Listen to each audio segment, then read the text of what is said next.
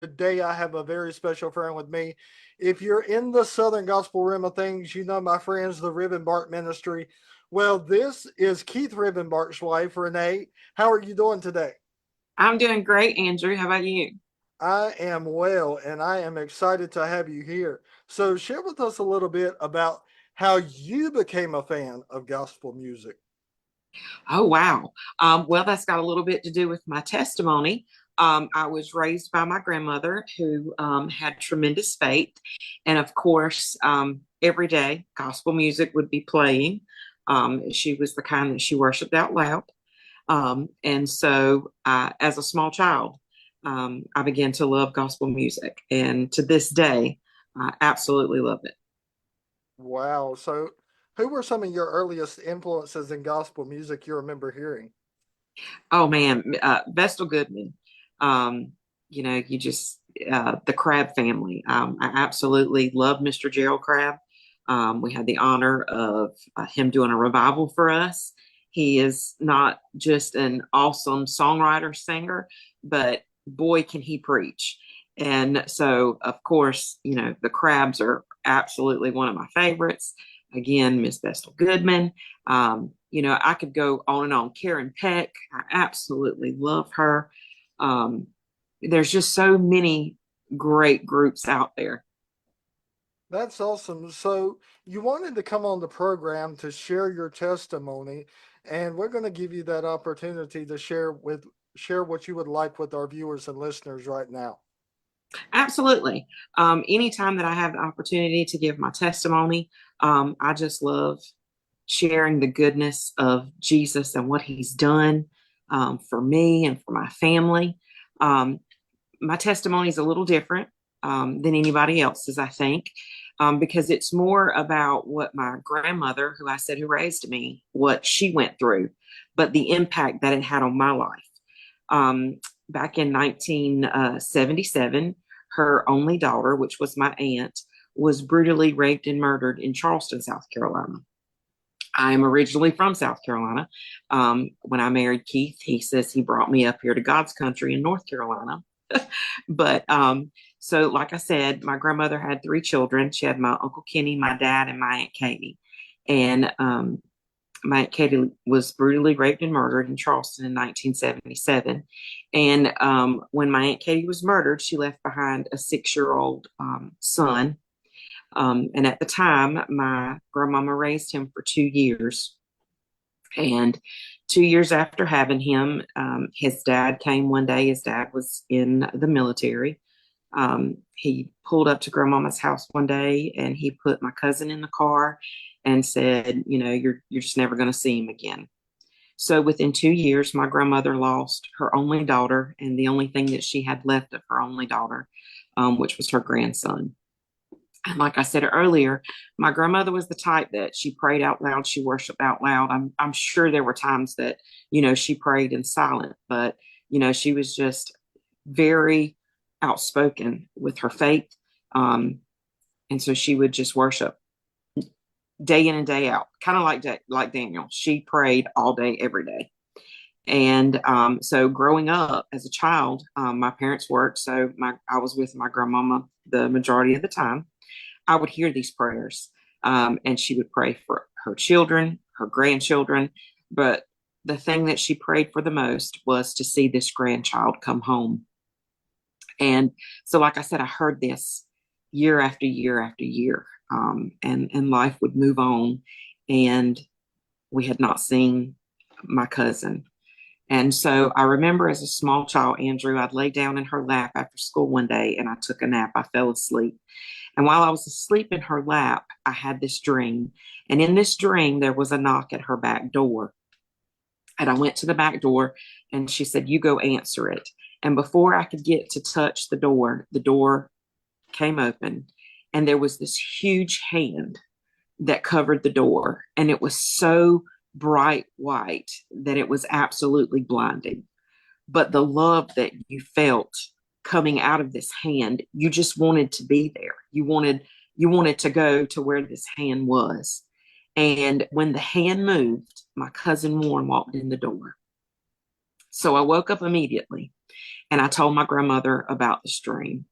And she said, baby, she said, I do not understand it, but I'm going to pray and ask God the meaning behind this dream, because I truly believe that you've seen the hand of God and that there's meaning in this dream.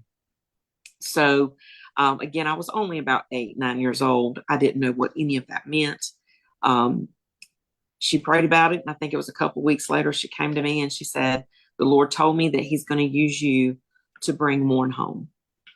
Again, being 8 years old, I had no idea what that meant, but I just knew year after year after year went by, and my grandmama's prayers never changed. She never lost faith that God was going to bring this child home to her. And again, she was just a woman of faith, tremendous faith. Um, I saw God just do miracle after miracle. It's like she had a telephone line to Jesus, and he would just answer her prayers just immediately. But this one prayer, 18 years go by. And by this time, I have my own children. And, life has just moved on. But this one prayer that my grandmama continued to pray had not been answered. And we had begun to lose hope. We had lost faith, but not my grandmama. She knew that God had made her a promise and that he was going to be faithful in that promise. So we received a letter in the mail 18 years later, and it was from him. And it just said that he knew about us, but that he wanted nothing to do with us. So I took the letter and, I prayed over it, and it just didn't sit well with me. I had watched my grandmama grieve for not only the loss of her daughter, but the loss of this grandchild. So I did some digging. There was no return address back in that days. Cell phones were new, so you didn't have everybody's contact. So I did some digging from where it was postmarked from, and found where he was stationed at, because at the time he was also in the military. I contacted the whoever was over him and said, I want to get a message to him. And he said, absolutely. He said, I cannot make him call you, but I can give him your message. And I said, I want you to tell him that he has a family that loves him more than anything that he can imagine.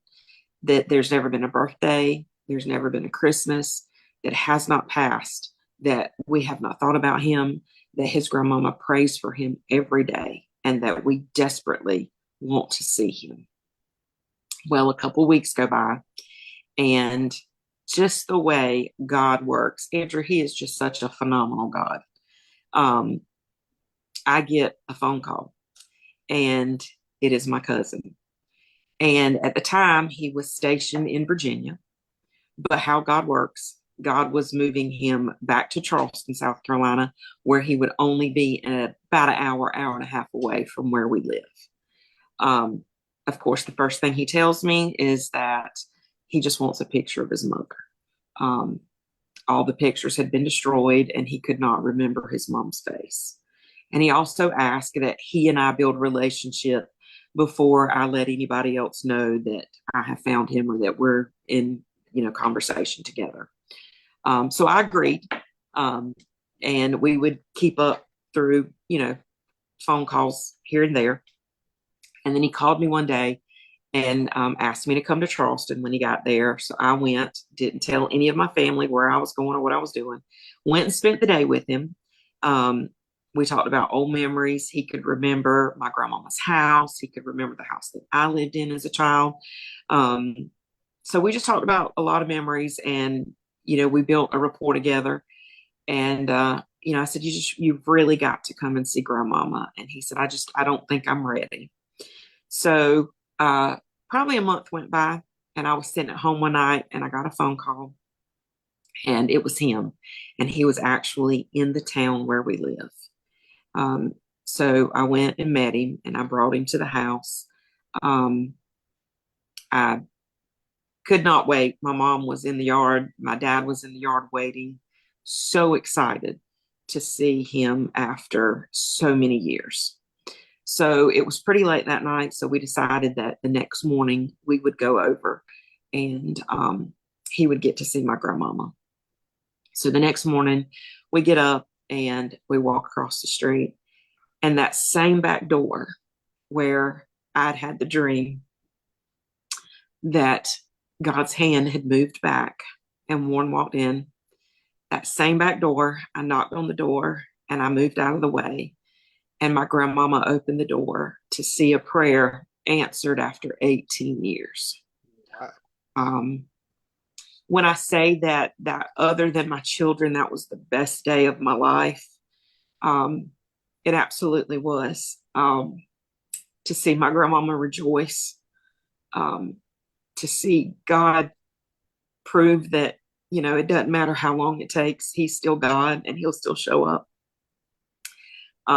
My grandfather at the time was not saved, would not go to church. He fell to his knees. He began to cry and weep. And not only did they get this prayer answered after so many years, my grandfather went to church that following Sunday and gave his heart to the Lord.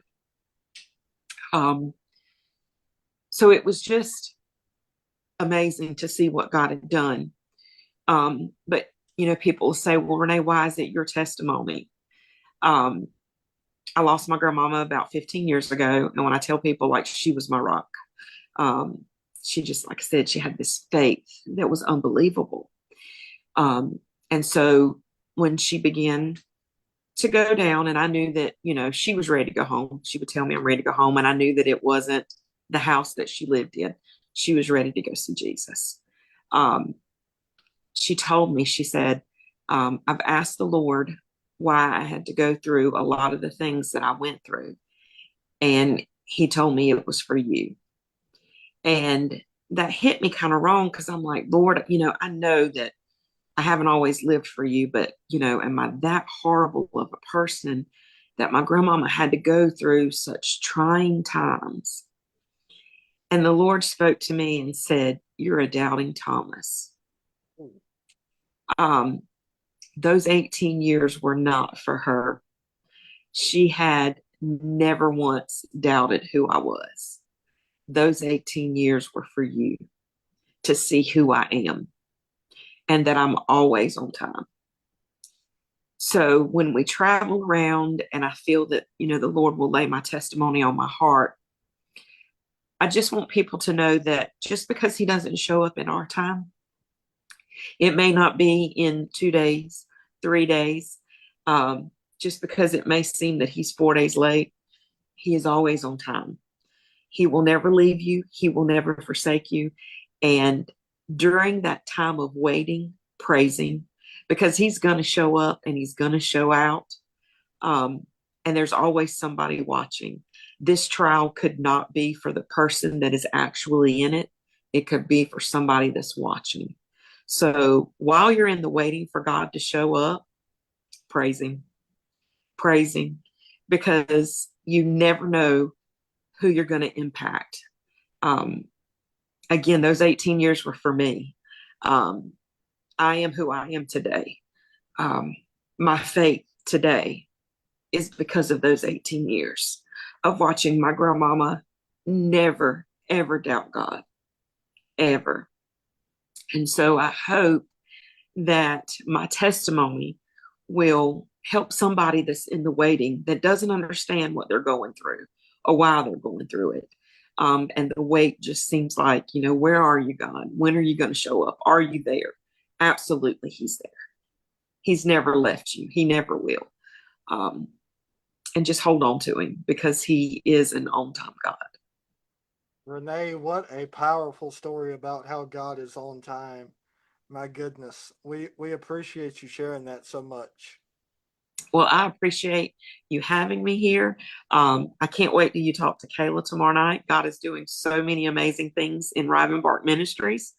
We're just super excited. We've been invited to sing at a showcase at the National Quartet Convention. Amen for that. Y'all are deserving of that. I've always thought that. Oh, well, thank you so much. Kayla has been writing songs left and right. I would ask everybody, we're on TikTok. We're on Facebook, Rivenbark Ministries. She wrote a song, He Left the 99 for Me. We've got a lyrical video out, and it's on both TikTok, Facebook. We were just, and I see that you're going to have the Griffiths on tomorrow night. Monday night. Yeah. Um, yes, we have been. Tony and his family are amazing. We've actually went to Alabama, and the other song that Kayla wrote, "What You're Seeing Now," he produced a new soundtrack for it. It is amazing and powerful. We cannot wait for everybody to hear that.